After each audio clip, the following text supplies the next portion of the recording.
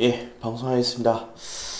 우리 저번 시간에 10차시, 11차시, 12차시, 예, 우리가 수업을 했었고요. 제가 거기에 대해서 과제물을 부여를 했습니다. 첫 번째로 조사, 문헌 분석, 문화기술적 실험 연구에 대해서 우리가 개괄적으로 먼저 다뤄봤습니다. 그쵸? 거기에 대해서 예시를 각각 들어보자 라고 해서 첫 번째 과제물을 제가 부여를 했습니다. 첫 번째 내용은 무엇이냐면 조사 연구의 예시에 대해서 제가 좀 모아놨는데요. 첫 번째는 학교폭력 실태조사. 자, 실태조사를 한다니까 당연히 이것은 보통 우리가 설문지를 직접 여러분들한테 부여해도 되지만 이거 같은 경우에는 익명성이 되게 중요하기 때문에 익명성이 보장된 상태에서 더 반응이 잘 나올 거기 때문에 이거 같은 경우는 뭐 온라인이나 또는 우편이나 예, 이런 방법으로 해서 조사하는 것이 더 낫다고 생각을 하죠. 그죠?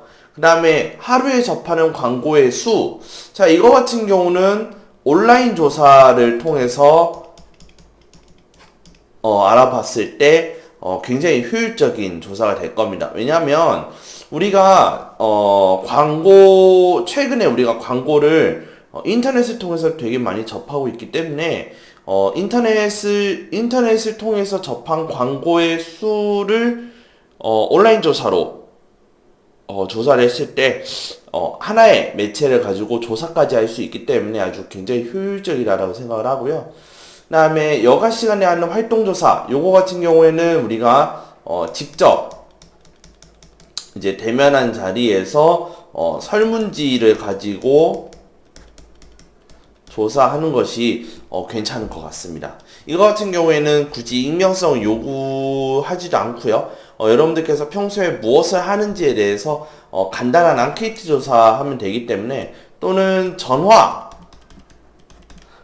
조사를 하는 경우도 굉장히 좋다고 생각합니다. 여가 시간에 활동 조사를 한다는 것이 많은 문항을 가지고 물어볼 필요는 없는 거잖아요. 그래서 이런 경우에는 직접 한다든지 또는 전화조사를 통해서 우리가 자료를 수집을 했을 때 이제 응답률도 굉장히 높게 가져가면서 많은 그런 자료들을 확보할 수가 있게 되겠죠. 자, 그래서 우리 두 번째 문헌 분석 연구에 대한 과제물 예시 한번 보도록 할게요.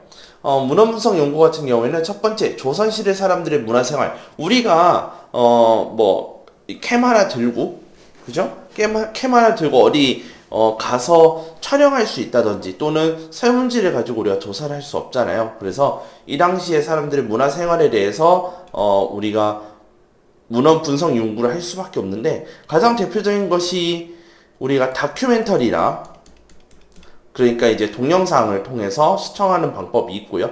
그 다음에 논문을 통해서 또는 그 외에 관련 서적을 통해서 우리가 이러한 모습들을 조사할 수가 있게 되겠죠.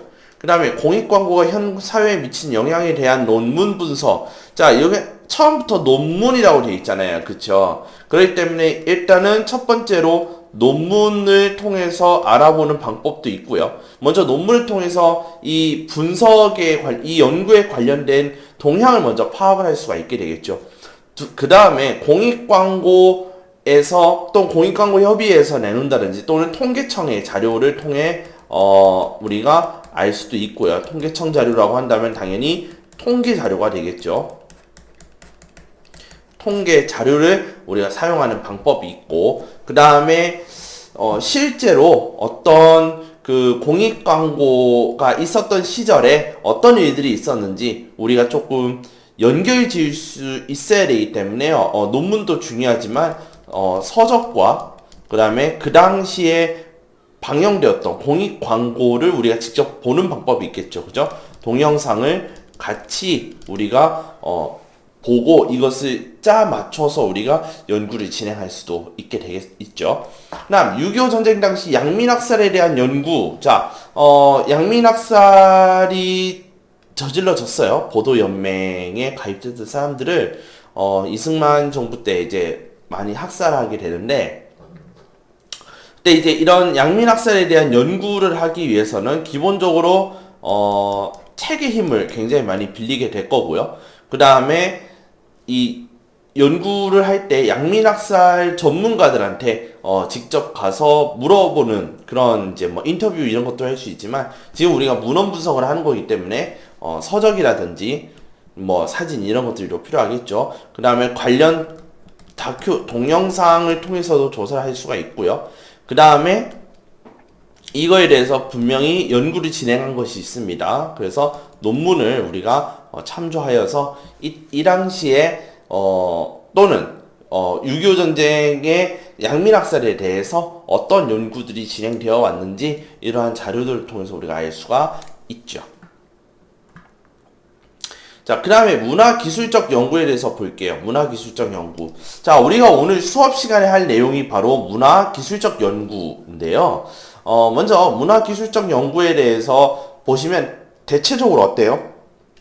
우리가 뭐 원주민의 삶을 본다든지, 또는 다문화 가정의 생활을 뭐 한다고 관찰한다든지, 또는 문화를 조사한다든지, 약간 어떤 느낌이냐면 관찰, 그 다음에 흔히 우리가 이야기하는 리얼 다큐의 느낌이 많이 나요. 그쵸? 그러니까 관찰하고 그 다음에 리얼한 요 두 가지 요소가 눈에 보인다라는 거예요. 그래서 문화기술적 연구라는 것을 할 때에는 직접 현장에 가서 내가 원거리에서 촬영을 한다든지, 또는 필요한 경우에는 그 당사자들을 만나서 인터뷰를 같이 진행할 수도 있고요. 그 다음에 그들이 남긴 기록이나 이런 것들을 통해서 그들의 생활을 심층 있게 우리가 이해를 할 수가 있어요. 그래서 이 문화기술적 연구 같은 경우에는 이런 우리가 알지 못하는 민족이나 또는 그러한 다른 지역의 타 지역의 문화라든지 이런 것들을 살펴보는데 적합한 연구다. 그래서 여기에 관련된 그런 내용들이 있고, 또 가장 대표적인 거 아까 우리 리얼 다큐라고 그랬잖아요. 리얼 다큐. 그러니까 대본이 짜여져 있지 않은 연구니까 대표적인 게 뭐냐면, 저번 시간에 제가 얘기했지 모르겠는데 다큐 3일이라는 프로그램이 있어요. 그러니까 72시간 동안에 논스톱으로 촬영한 것을 편집하는 거예요. 그래서 우리나라에 가령 뭐 이제 실제로 했었던 건데, 노량진에서 공부하는 학생들을 72시간 동안 KBS에서 카메라를 담은 것을 편집해서 만들어 놓은 다큐멘터리가 있어요. 이런 것도 역시 문화기술적 연구의 그런 방법이 될 수도 있는 겁니다. 예. 그래서 혹시 문화기술적 연구에 관심 있으신 분들은 이 다큐멘터리 3위를 꼭 한 편 정도는 보시고, 이런 방식을 여러분들이 한번 고려해 보셨으면 좋겠어요. 자, 그 다음에 오늘 실험 연구도 우리 진도에 포함되는 내용입니다. 자, 실험 연구 같은 경우에는 엘리자베스 로프터스의 가짜기억 이식 실험에 대한 내용이 나와 있어요.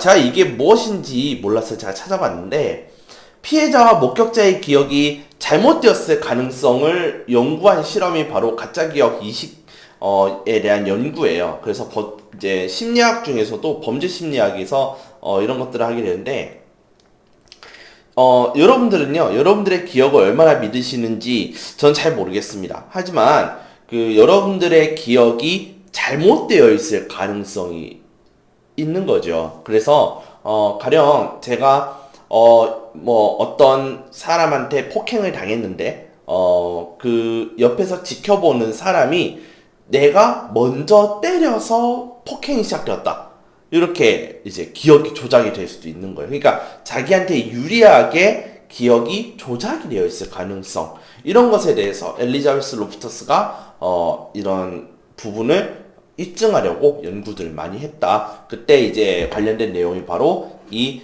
가짜 기억 이시기에 대한 내용이 되겠습니다. 그 다음 두 번째, 우리 오늘 과제물과 굉장히 관련이 있어요. 그래서 이것도 여러분들 한번 생각해 보셨으면 좋겠어요. 우리 수업 시간 동안에 집중력과 환경의 연관성에 대해서 우리가 연구를 진행하려고 할 때 이때에도 우리가 실험 연구를 할 수가 있게 되겠죠. 가령 같은 집중력을 가지고 있는 사람들이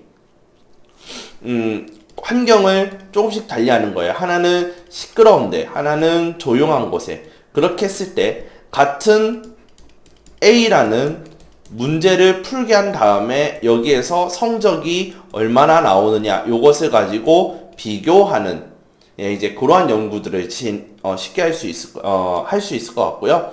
그 다음에 어떤 광고가 각인이 쉽게 되는가라는 주제를 가지고 할 때는 A라는 광고가 있고 B라는 광고가 있어요. 그리고 A라는 광고를 보는 사람과 B라는 광고를 보는 사람이 이제 기억 학생과 니은 학생이 먼저 A와 B를 보도록 해요. 그 다음에 이 기억이 이제 B를 보게 되는 거고 니은이 A를 보게 되는 거예요. 그러면은 기억은 A와 B를 모두 다 보게 되는 거죠. 그죠? 니은도 마찬가지로 A, B를 모두 다 봤을 때 가장 기억에 남는 것이 무엇인지 우리가 실험을 할 수가 있게 되겠죠. 이런 것이 바로 실험 연구의 사례라고 보시면 되겠습니다. 그 다음에 11차식 과제에는요, 조사 연구를 위한 주제를 제시하고 어떻게 자료를 수집할 건지 써보자 라는 건데, 자, 요것도 간단하게 우리가 예시를 좀 한번 보도록 할게요. 자, 한 달 동안 학생들이 배달 음식 얼마나 자주 시켜 먹을까? 자, 이것을 우리가 온라인 조사를 통해서 하는 게 훨씬 유리하겠죠. 그래서 어플 업체한테 협조를 통해서 그들이 어떤 것들을 시켜 먹는지 통계를 받아내는 방법도 있고요. 그렇지만 여러분들이 직접 온라인을 통해서 이렇게 클릭을 통해 그 클릭 수를, 그죠? 100분율로 나눠가지고 100분율로 이렇게 나타내는 방법이 있겠죠. 그 다음에 청소년 수면 시간 하루 평균. 자, 이거 같은 경우 여러분들도 굉장히 관심이 있어야 할 만한 주제가 되겠죠. 그죠? 그 다음에 운동의 필요성에 대한 인식. 그래서 왜 운동이 필요한지, 그러면 운동을 하는지 안 하는지를 물어볼 수가 있겠죠. 그 다음에 운동을 통해서 이렇게 된다는 사실을 알고 있는지, 그런데 여러분들 운동 필요하다고 생각하는지 안 하는지, 이렇게 우리가 물어볼 수가 있는 거고요. 그 다음에 학생들의 여가 시간 활용에 대해서 우리가 조사를 할 때는, 여러분들 평소 여가 시간 한 몇 시간 정도 나는 편입니까? 그 다음에 여가 시간에 어떤 것을 하는 편입니까? 또는 이런 여가 시간에 어떤 것을 했으면 좋을지, 더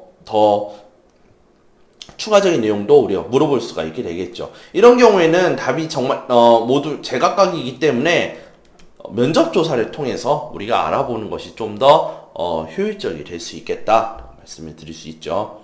자, 그 다음에 12차식 과제는 문헌 분석 연구에 대한 내용으로 제가 과제물을 냈었는데요. 자, 여기 보시면은 사람들은 다른 사람의 행동, 표정 등을 조종할 수 있는가? 그래서 사람들이 이러한 것들을 조종하도록 어떻게 할 수 있는 방법이 있는가? 그러면은 당연히 사람 심리를 가지고 얘기하는 거기 때문에 심리학과 관련된 자료들이 필요하게 되겠죠. 그래서 서적과 논문을 가지고 하고, 그 다음에 유태인 학살에 대한 내용을 제가 임의로 홀로코스트라고 바꿨어요. 그래서 유태인 학살을 우리는 홀로코스트라고 얘기를 하는데, 홀로코스트가 일어난 시대적 상황과 이유에 대해서 우리가 알아볼 때는 역사 기록과 영상 자료가 있겠죠. 특히 영상 자료 같은 경우에는 이제 1차 자료를 구하실 수가 있죠. 물론 이제 타인의 1차 자료를 구할 수가 있게 되겠죠. 무슨 말이냐면 다큐멘터리를 보라는 뜻이 아니라 정말 실제로 이것을 홀로코스트가 일어난 그 시대에 찍혔던 그런 사진이나 이런 것들을 통해서 보시면은 조금 더 우리가 최대한 객관적인 상태에서 이러한 자료들을 해석을 할 수가 있게 되겠죠. 그 다음에 10년간 대한민국 청년 취업률, 이런 거 같은 경우에는 이제 통계청이나 또는 고용노동부 이제 고시된 자료를 통해서 보시면은 쉽게 여러분들이 보실 수 있게 되겠죠. 이렇게 우리가 과제물을 해결을 했고요. 자, 오늘 내용은 문화기술적 연구에 대한 내용을 보도록 합시다. 자, 우리 페이지로는 78쪽이 되겠고요. 자, 시작해 보도록 하죠. 자, 문화기술적 연구는요, 우리가 앞 시간에 뭐라고 배웠냐면, 실제적인 삶의 상황 또는 자연스러운 일상적 삶의 현장에서 연구 대상자들이 하는 행동과 활동이 일어나고 있는 모습을 있는 그대로, 자, 중요한 게 뭐냐면, 여러분, 있는 그대로를 관찰해서 분석하는 연구 방법이에요.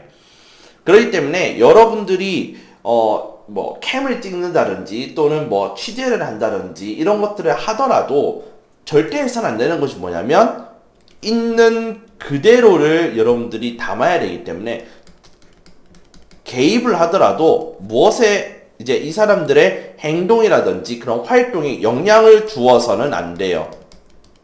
그러니까 영향을 주지 않는 한도 내에서 최대한의 개입을, 그러니까 최소한의 개입을 해야 하는, 또는 역으로 적극적인 개입을 해야 할 수도 있어요. 단 이런 것들이 그 대상자들의 행동과 활동에 영향을 최소한도로 끼쳐야 된다는 거죠. 사실은. 그죠? 영향을 안 미칠 수는 없는데, 가령 인터뷰를 한다든지, 그럼 너네가 방금 한 게 무엇이냐? 왜 이걸 하느냐? 이제 이런 식으로 물어볼 수는 있는 거죠. 그죠? 이것도 하나의 개입인데, 중요한 것은, 이러한 질문이나 또는 이러한 개입이나 참여를 해서 이들의 행동이라든지 활동에, 영향이 많이 가면 갈수록 이 문화기술적 연구를 통해서 얻은 자료는 타당성이 떨어지게 되겠죠. 그죠?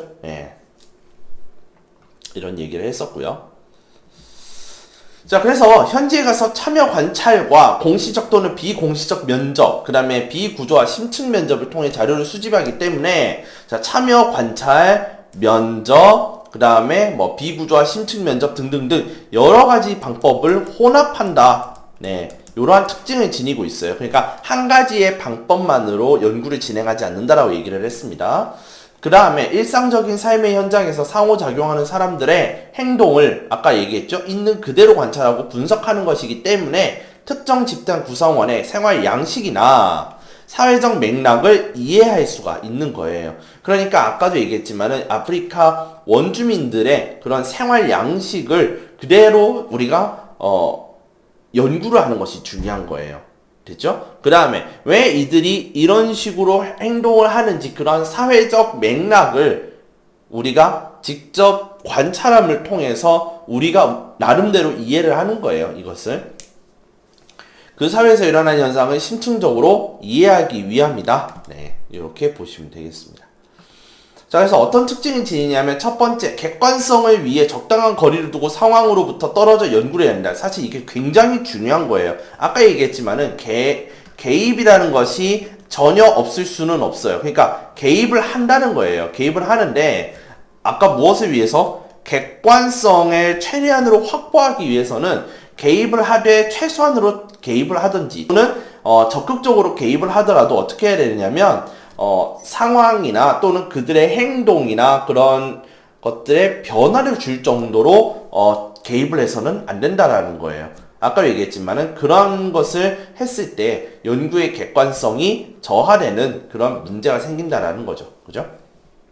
즉 다르게 얘기하자면은 연구자의 선입견이 개입이 될 수 있다라는 그런 위험도 지니고 있다라는 거예요. 자, 각종 개인 기록이나 공식 문서를 참고할 수 있고 표본 조사나 통계를 작성할 수가 있다. 자, 우리가요 아프리카 오지로 가기 전에 그들에 대해서 기존에 연구했던 자료들을 통해서 먼저 기초 지식을 우리가 수집을 해야 되겠죠. 그렇죠? 그렇기 때문에 여기서부터 우리가 문헌 분석 연구도 사실 혼합하여서 실시할 수가 있어요. 그러니까 문화기술적 연구는요, 반드시 거기 가서 캠 촬영만 하는 것을 문화기술적 연구라고 하지 않고 거기에 포함하는 기초 지식을 우리가 먼저 습득하는 것도 역시 문화기술적 연구 방법 중에 들어간다는 거예요. 그러니까 굉장히 많은 방법들이 혼합해서 사용되기 때문에 문화기술적 연구는요, 여러 가지 방법들을 사용할 수 있다. 그러니까 첫 번째 뭐라고 되어 있어요? 여러 가지 자료 수집 방법을 조합하여 사용할 수 있다라고 그랬죠. 그러니까 굉장히 유기적이고 유연하게 우리가 여러 가지 방법들을 혼합할 수가 있다라는 겁니다. 또한 방법적으로 신축적이고, 그러니까 방법을 적게 사용할 수도 있지만 굉장히 많이 사용할 수도 있는 거예요. 그 다음에 개방적, 그렇죠? 여러 가지 그런 다른 이제 연구의 방법들을 접목할 수 있다라는 거죠. 쉽게. 그 다음에 비조직적 특성을 지니고 있다. 자, 그 다음에 가설 형성과 이론 생성을 위한 탐색적 연구의 성격이 강하다. 자, 그렇지만 이 문화기술적 연구라고 하는 것은요, 뭔가 가설이라는 걸 검증한다든지, 또는, 인과, 그러니까 원인과 결과를 통해서 우리가 하나의 이론을 구축한다라는 그런 측면에서의 연구는 사실 할 수가 없어요. 왜냐하면 자, 우리가 가서 그들에 대해서 기초적인 지식은 가지고 있지만 이걸 통해서 얘네들이 이러면 이럴 것이다 라고 생각하고 그들을 관찰할 수가 있느냐라는 거죠. 그거는 어렵다라는 거예요. 단 그런 걸 통해서 그들에 대한 가설을 만들 수가 있는 거예요. 우리가 가설을 만들어서 그들을 보는 게 아니라 그들의 행동을 통해서 가설을 우리가 세울 수가 있는 그런 연구. 그 다음에 이론 생성을 위한 탐색적 연구라고 있죠. 자, 우리가 뭔가를 알아야 이 원인과 결과를 만들 거 아니에요. 맞죠? 그러니까 그들을 이해를 하기 위해서는 먼저 그들이 어떻게 살아가는지를 봐야 될 거 아닙니까? 즉, 탐색이라는 게 필요하다라는 거죠. 그러니까 무슨 말이냐면 문화기술적 연구는요, 원인과 결과를 통해서 이론화하는 과정 중에 하나라는 거예요. 그 중에 탐색적 성격의 연구가 강하다는 것이 이 연구의 특징이 되겠습니다. 자, 현재에 따라서 연구의 목적과 방법이 조정되거나 변경이 된다. 자, 만약 내가 가설을 미리 세워놓고 가설을 검증하는데 연구의 목적이나 방법이 바뀌면은 어떻게 되겠어요? 검증이 안 되겠죠. 그렇기 때문에 가설 검증보다는 가설을 형성해 나가는 과정 중에 사용하는 연구 방법이라고 생각하시면 될 것 같고요. 그 다음에 이론 생성 역시 원인과 결과를 하려고 하는데 자꾸 원인이 바뀌어. 그럼 자연스럽게 결과로 그때그때마다 바뀌겠죠. 그러니까 어떤 일반화 작업하기에는 쉽지가 않다라는 겁니다. 즉 이렇게 원인과 결과를 내놓기 위한 탐색적인 성격에 가장 적당하다라는 것을 우리가 알 수가 있는 거죠.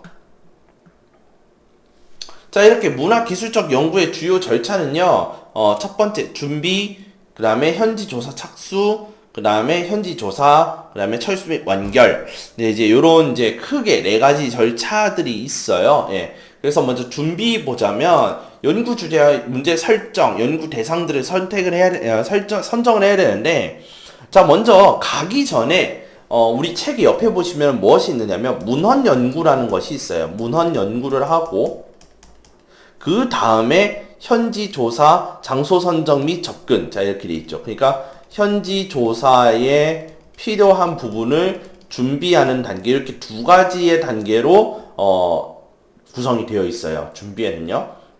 그러니까 준비할 때 문헌 연구가 나온다라는 건 뭐예요?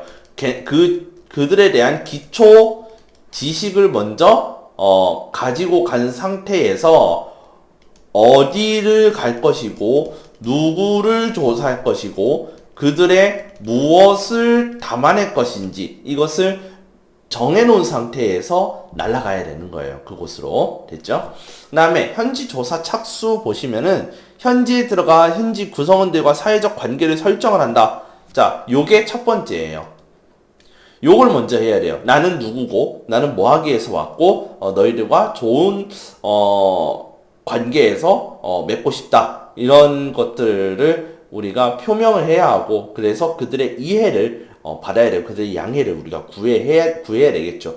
왜냐하면 그들의 삶을 찍을 건데 좀 친한 사람들 좀 이렇게 친하게 지내야 아무래도 우리가 거리를 떨어뜨리든지 또는 직접 만나서 얘기를 하든지 이게 편할 거 아니에요. 그렇죠? 그래서 처음에 만났을 때 그들과의 라포 형성하는 것이 굉장히 중요해요. 요거 먼저 해야 하고 그 다음에 사회적 역할을 채택하고 또는 그들과 현지 생활을 한다. 그래야 그들과 지낼 수가 있게 되는 거죠. 그죠? 그들과 지낼 수 있어야 우리가 원하는 그 연구 주제와 맞는 자료들을 수집을 할 수가 있게 되겠죠. 자, 그 다음에 현지 조사 볼게요. 자, 현지 조사를 하게 되면은 이제 자료를 본격적으로 수집을 합니다. 자, 우리 책에 보시면은 자료 수집, 그 다음에 자료 분석 및 자료 분석 및 작업 가설 창출, 그 다음에 평가, 그 다음에 상황의 특정 측면의 초점, 그 다음에 표본 추출, 그 다음에 구성원 중 정보 제공자 선정 및 현장 심층 면접, 뭐 이렇게 이제 여러 가지 단계들이 있는데, 자, 이걸 줄이면은 다음과 같아요. 기초 지식과 관련된 자료를 수집을 합니다. 자, 이 기초 지식 같은 경우에는 아까 우리가 준비 단계에서 우리가 그러니까 또는 얻어왔던, 가지고 있던 기초 지식과 관련된 자료들을 수집을 합니다. 그 다음에 준비 단계에서 선정한 내용을 구체적으로 정해서 연구를 수행하는 거예요. 그래서 그들을 관찰도 하고, 그 다음에 우리 식으로 얘기하면 취재한다라는 것은 이것은 인터뷰를 한다는 거죠. 그죠? 그러니까 인터뷰를 한다는 것은 그들과 면접을 한다는 거죠. 그렇죠? 그 다음에 그들에게 양해를 구해서 그들이 뭐 작성한 기록이나 또는 이전 세대에서 기록했던 그런 기록물, 기록물 같은 것들을 참조하는 이러한 활동들도 할 수가 있는 거죠. 그러니까 여러 가지 활동들을 통해서 자료들을 모아가는 단계가 현지 조사다라고 보시면 돼요. 그렇게 해서 내가 원하는 자료를 모두 수집을 했을 때에는 철수를 해서 이제 완결하는 작업으로 가야 되는데, 첫 번째, 내가 그 현장에서 모을 수 있는 모든 자료를 얻었으면 뭐 해야 되겠습니까? 짐 싸고 집으로 돌아와야 되겠죠. 그죠? 그래서 철수를 해서 이제 자료를 처리, 분석, 해석을 해야 되겠죠. 그래서 그들이 이러한 행동을 하는 이유가 무엇인지, 또는 그 원인이라는 게 무엇이고, 이런 것들을 우리가 분석을 해야 되겠죠. 그 다음에 그들 해석을 해서 그들은 이러이러한 이유로 인해서 이런 행동을 하는 걸로 보여진다. 이런 식으로 우리가 보고서를 작성을 하는 겁니다. 그렇게 해서 분석 완결 및 연구 보고서를 작성함으로써 문화기술적 연구는 마무리를 짓게 되는 거죠. 자, 그러면 문화기술적 연구의 장점이 무엇이냐? 자, 아까 얘기했지만은 우리 문화기술적 연구라고 하는 것은 내가 직접 들어가는 거예요. 그래서 사례가 사실 많이 나올 수가 없어요. 그러니까 어떤 연구 방법이에요? 질적 연구 방법이 되고요. 그 다음에 방법론적으로 유연하다라고 하는 것이 질적 연구 방법이지만서도 그 다음에 양적 연구 방법 또는 조사 연구 이런 방식으로 같이 융합해서 할 수 있기 때문에 방법론적으로는 유연한 성격이다라고 이해하시면 되겠습니다. 그 다음에 세 번째로 연구 대상의 무의식적 행동이나 인식하지 못하는 부분도 관찰하여 자료로 활용할 수 있다. 자, 연구 대상의 무의식적 행동이라고 하는 것은 표정, 말투, 그 다음에 그들의 행동인데, 여기서 말하는 행동은 무의식적인 행동이라고 했으니까 습관이라고 볼 수 있을 것 같아요. 그들의 습관 이런 것들까지도 자료로 활용을 할 수가 있습니다. 네. 자, 사실 우리가 요 세 번째 얘기할 때 이해 못하는 친구가 있을 것 같아서 자, 얘기하자면, 자, 어떤 부족에 대해서 우리가 이 연구를 할 건데 그들의 언어는 다 알 수는 없잖아요. 그렇지만 그들의 표정이나 말투나 행동을 통해서 이게 이러한 내용을 내포하고 있겠다라는 것을 우리가 알 수가 있잖아요. 그쵸? 그렇기 때문에 그런 부분도 역시 자료로 활용을 해야 우리가 좀 더 심층적으로 그들을 이해할 수가 있게 되겠죠. 자, 그 다음에 마지막으로 있는 그대로의 상황을 관찰하면 되기 때문에 연구 자체에 대한 소요되는 직접 비용이 상대적으로 적게 든다. 자, 여기서 말하는 직접 비용이라고 하는 것은 무엇이냐면 우리 책에 있는 내용을 일단 먼저 읽어봐 드릴게요. 자, 논문 게재, 특허 출연, 그 다음에 소모성 재료, 각종 자료 구입 및 연구 결과물 출판, 그 다음에 연구 기자재 구입 및 사용과 관련된 비용이에요. 그러니까 연구 자체에 들어가는 비용이에요. 자, 우리가요, 연구 자체라고 한다고 얘기했을 때는 우리가 수집하는 데 들어가는 비용이 아니라 이 수집한 내용을 가지고 연구 자체에 들어가는 비용이 직접 비용이에요. 그렇게 얘기했을 때는 다른 연구들에 비해서는 상대적으로 적게 들어가는 편이다. 그런데 단점에 바로 마지막에 나오죠. 간접 비용이 굉장히 많이 들어간다는 거죠. 자, 간접 비용이라고 하는 것은 현지에서 체재하는 데 소요되는 일체 비용이에요. 그러니까 우리가 우리나라 안에서 한다면은 해외 나가는 것보다는 간접 비용이 싸게 먹히겠죠. 그렇지만 그럼에도 불구하고 다른 연구 방법에 비해서 우리가 이동하고 숙박하고 그들과 소통하는 데 들어가는 일체 비용이 다른 방법에 비해서는 굉장히 많이 들어간다라고 볼 수가 있게 되겠죠. 그죠? 이게 단점이에요. 단점. 돈이 많이 들어가요. 그러니까 결론적으로 얘기하자면 문화기술적 연구는 돈이 정말 많이 들어가요. 그런데 왜 직접 비용, 간접 비용 얘기를 하느냐면 논문을 보고 그러니까 논문을 올리고 그 다음에 이걸 통해서 특허를 받는다든지 그런 이제 소모성 재료나 이런 즉 실험 있잖아요. 그죠? 우리가 이제 뒤에 보면 실험 연구를 하게 되는데 실험 연구는 직접 비용이 굉장히 많이 들어가요. 굉장히 많이 들어가요. 예. 그러니까 문화기술적하고 실험 연구를 제가 말씀을 드릴 때 문화기술적 연구는 직접보다는 간접 비용이 되게 많이 들어가지만 실험 연구 같은 경우에는 간접 비용보다는 직접 연구에 더 많은 돈이 들어간다라고 보시면 되겠습니다. 자, 단점 두 번째, 타당도와 신뢰도 검증이 어려워요. 자, 무슨 말이냐면 아까 얘기했지만은 객관성이 떨어질수록 타당도와 신뢰도가 떨어질 수밖에 없어요. 그렇기 때문에 타당도와 신뢰도 검증이 어려운데, 자, 먼저 첫 번째, 연구자의 관찰이 연구에 영향을 줄 가능성이 있다고 했나요? 없다고 했나요? 있다고 그랬죠. 그렇기 때문에 이러한 관찰을 할 때 그들의 그런 활동 반경에서 최대한 떨어져서 우리가 관찰하는 것이 가장 객관성을 덜 이제 훼손할 수 있는 방법이다라고 얘기를 했습니다. 그다음 두 번째로 연구자의 선입견이나 기타 요인에 의해 연구가 편향될 수가 있다. 그러니까 연구자의 선입견이 개입이 될 위험이 있다라는 거예요. 그러니까 연구자가 개입을 하는 순간 어떻게 되는 그들의 선입견이 개입이 되면은 어떻게 되는 겁니까? 연구 자체가 주관적이 되기 때문에 안 되겠죠. 그죠? 문제가 생기게 되겠죠. 자, 그렇기 때문에 연구 결과 자체를 일반화하기가 어려워요.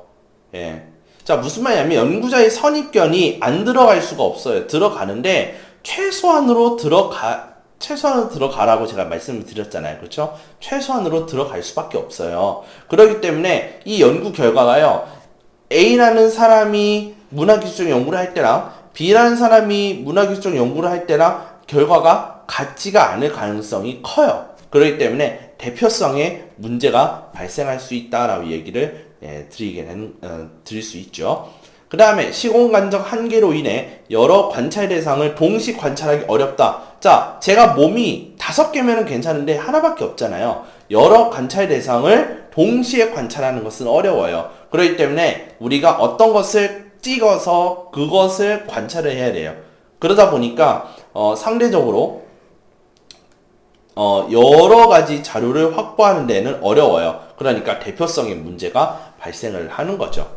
자, 이렇게 우리가 문화기술적 연구에 대해서 좀 자세하게 다뤄봤는데요. 우리 13차시 과제는 다음과 같습니다. 여러분들이 아프리카 오지에 살고 있는 부족을 대상으로 문화기술적 연구를 실시한다고 했을 때 특히 여러분들이 무엇을 조심해야 할까요? 그걸 무엇일지 여러분들이 한 가지 이상 써봅시다. 네, 한 가지 이상. 2가지, 3가지, 4가지 적어주시면 아주 감사드리고요. 네, 최소 한 가지 이상은 적어보셨으면 좋겠습니다. 자, 그러면은 우리는 14차시 때 또 뵙도록 하겠습니다.